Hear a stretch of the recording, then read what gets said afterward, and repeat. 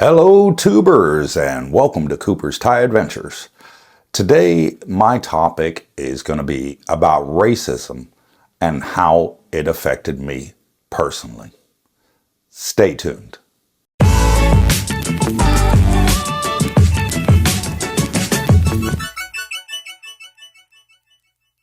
Welcome back. And before I start my topic of today of racism and about how it affected me personally, just to catch up on a little bit from yesterday, I've had a lot of comments. I read every comment. I answer every comment personally too. And the comments were about immigration.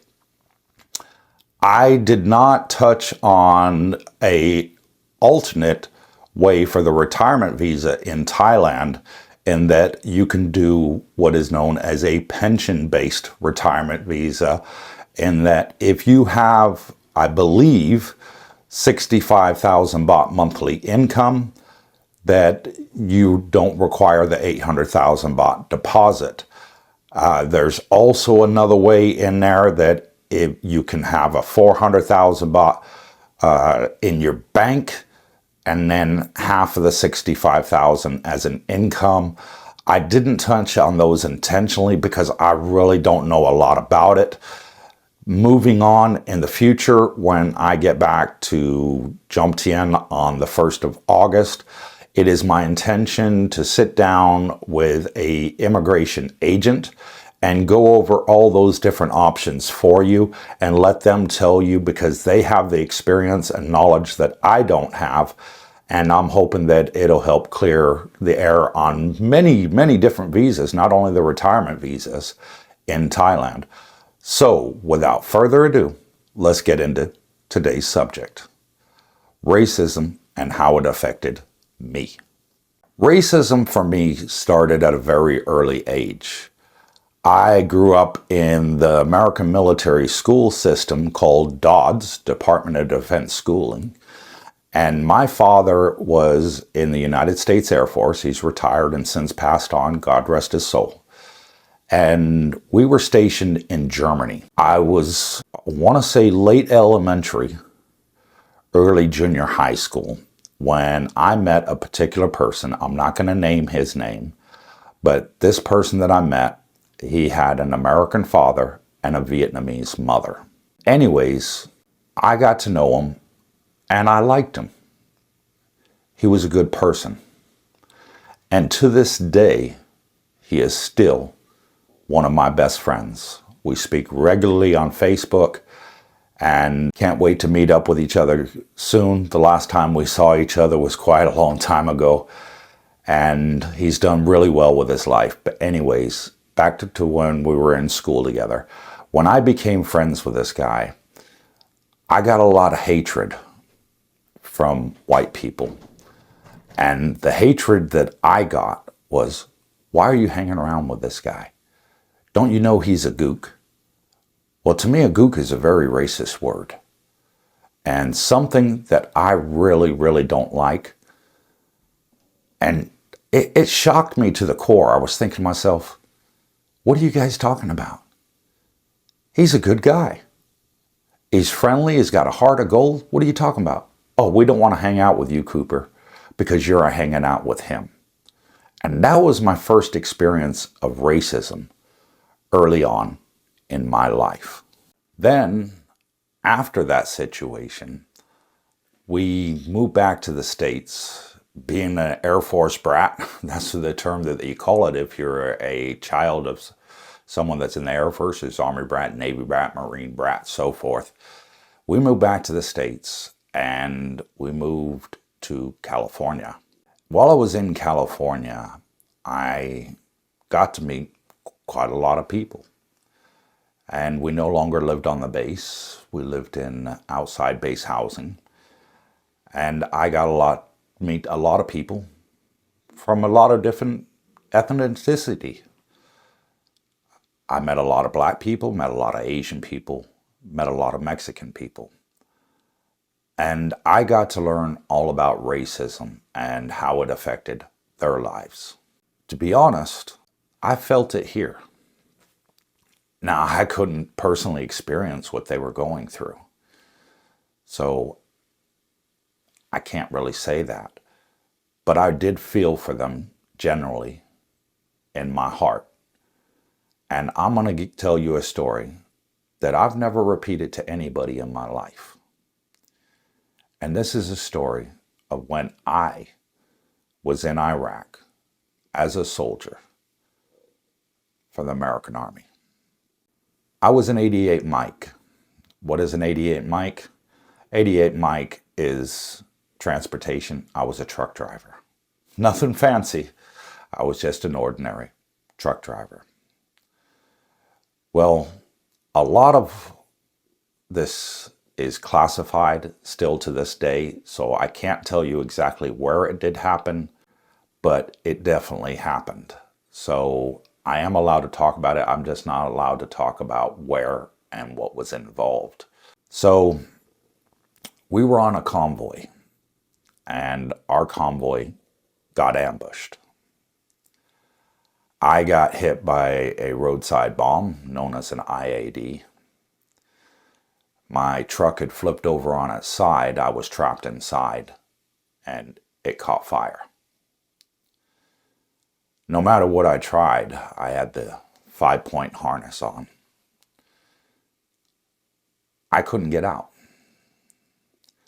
I could see out the window that all my brothers in arms had ran away, took cover. Well, there was one person that came back. And I will never forget this person. He was a brother. And his name was Tyrone. I'm not going to give you his full name. I respect his privacy. But his name was Tyrone, and he was from North Carolina.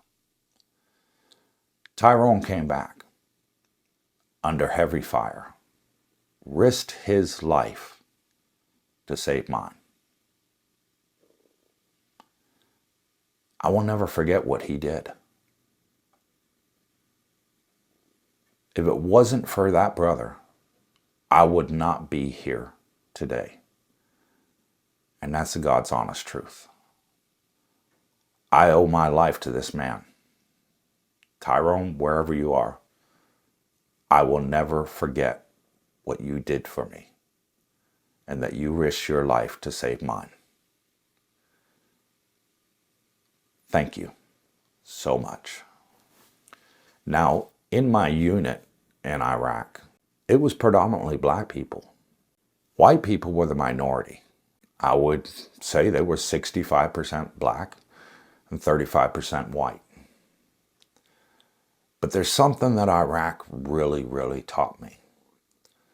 The lesson I learned about racism was when that bullet is flying over your head or that rocket, it doesn't care what your skin color is.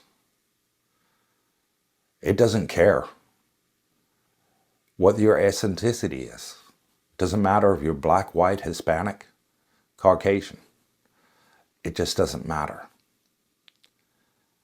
And one thing that I learned from my time of being at war in Iraq, and this is a very touchy subject for me, but we were part of a group after that, and the group was called Brothers in Arms. And we kept that group going for many a years. It's since closed down and everybody's moved on with their lives. But we were there to help each other and support each other after the war. What I learned was when you're in a war zone and you're with your fellow soldiers, it doesn't matter where you're from. You're all watching each other's back. And I learned a valuable lesson. I have so much respect for those people that don't have white skin, as much respect as I do for those that do. After Iraq, I went on to Afghanistan, supporting the war fighter. I worked there as a contractor. So in total, I had 8 years of my life in a war zone. And I met so many great people. I will never forget them. And I want to talk about 2 particular great people that I met after my tour in Afghanistan. when I went to Kuwait. I met another two great brothers, and one of them happened to call me on the phone yesterday. His name is Greg, and he works at Camp Arifjan Army Base in Kuwait. And I worked with him. I was his lead. What is a lead? It's one step below supervisor, but you're in charge of a group of people. Greg and another brother named Gerald both worked for me, and to this day, we have all three become great friends. Greg, when he called me yesterday, he said to me, "Cooper, I found your YouTube channel, and I gotta say, it's great." Again, the emotion started going through my heart, and I could feel my skin tingling. And he's retired Army, and so is Gerald. They're both retired Army. Excellent people, and they are all my best friends to this day. Now, what Greg said to me was, "Hey, I watched your channel, and I watched your video about you having your rant about one of your comments that you received, that it touched you and questioned your patronage as an American and an ex-wartime veteran." He said, "That touched me." He said, "What you did right there is you defended every single war veteran and current soldier serving in the United States military, no matter what branch they're in." At the time I did that was the furthest thing from my head. And he said it touched him too. He then went on to say, "Hey, I'm going to promote your channel. I'm going to put it on my Facebook page. I'm going to let every single person know about you." He says, "You are a true brother. You're an inspiration to us all. God bless you and Darlene." Now, he knows myself and my wife personally. He's been around my house many a times. I had a lot of cookouts in Kuwait, and he came every single time. He liked my ribs. And I've met his wife. We all became great friends. And my message in this video is, I know racism still exists today, and it is a shame. I wish it didn't. People need to grow up. Put the past behind them. Stop judging people based on their skin color. As a matter of fact, you shouldn't judge anybody at all. Appreciate the person inside, be it a man or a woman. Appreciate them for who they are. And those are the values that I have inside myself from my life experiences. Racism is wrong. Hate is wrong. War is wrong. It's time for us to grow up and put that all behind them. That is another reason I started this YouTube channel, because I believe that amongst all of us, we can build our own communities. Put that all behind us. Join together as people united in friendship. And these are things that are very important and dear to my heart. Yeah, I want to build a group of people. I'm not asking anybody to move into my condo building. If you want to live in different areas, that's fine. It doesn't matter. But just know that you will have that support from myself and other people that watch my channel and are there in Thailand, that you can reach out to and get the advice that you need. You got that helping hand from all of us. And that's what I would like to build. Gerald, Greg, I hope you two both come out and experience this with us, brothers. It's going to be a fantastic thing. I'm not going to be in charge of no group. No, that's not who I am. I'm not a leader to tell you what to do. All I'm going to be is that helping hand and your friend. This is the time to make that change, to move on from those past experiences that you have and build a better life. Until next time, God bless you. Wherever you are, good morning, good afternoon, good evening. Please hit that thumbs up and subscribe. Take care, and bye for now.